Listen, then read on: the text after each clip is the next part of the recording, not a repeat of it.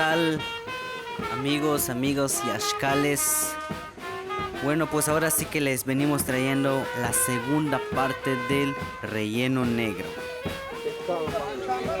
Ahora sí que delicia se viene preparando en este lugar.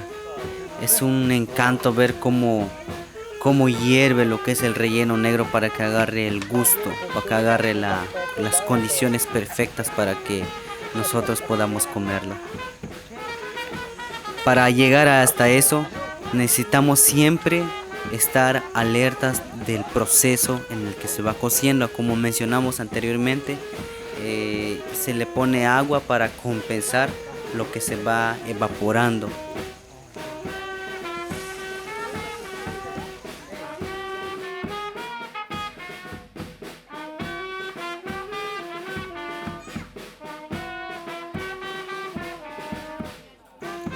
Como habíamos mencionado en el video anterior, en la primera parte, se tiene que estar verificando consecutivamente la densidad de lo que viene siendo el relleno. No tenemos que dejar que quede muy espeso ni muy aguado. Por ende, lo que se evapora lo compensamos con agua. Checamos lo que es si está completo el sal.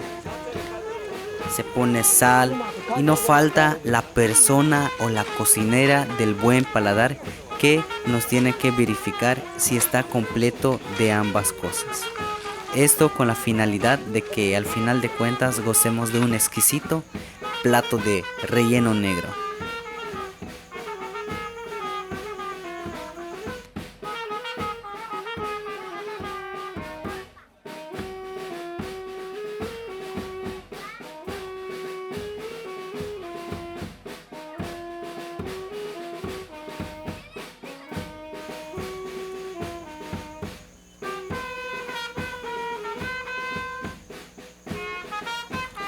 Nos percatamos que hemos llegado en la parte en la que tenemos que enterrar ahora sí lo que viene siendo el pip, porque no siempre se tiene que dejar al exterior.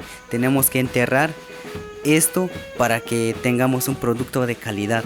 Por ende le empezamos a poner lo que son maderas, le ponemos lo que son hojas de plátanos y también lo que son mochilas, con la finalidad de que obstruya lo que no puede ser beneficioso para nuestro guiso que viene siendo el relleno negro. No vaya a ser que le entre una piedra, que le entre polvo, que le entre brasa.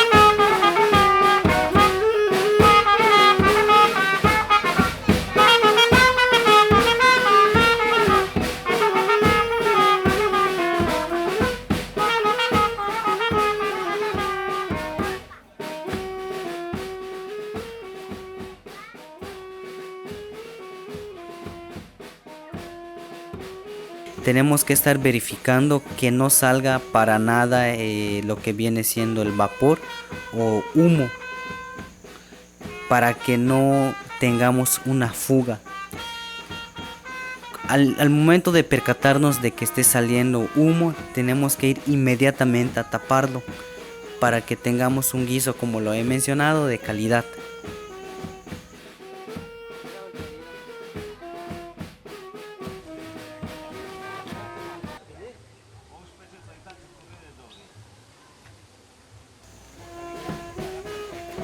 Para finalizar, vemos y nos percatamos que aún siguen tirando lo que es la tierra, y algo muy importante, se cree que cuando se deja el pip durante una noche se tiene que tener o se tiene que poner sal a las orillas, y no es que agarremos y le tiremos sal como nosotros queramos, se tiene que hacer a un costado del pip y todo su alrededor.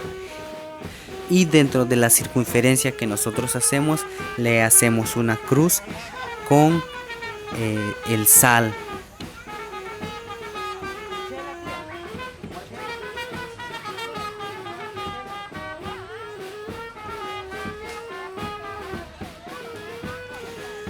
Ahora sí, con esto finalizamos lo que es el pip o el entierro del relleno negro.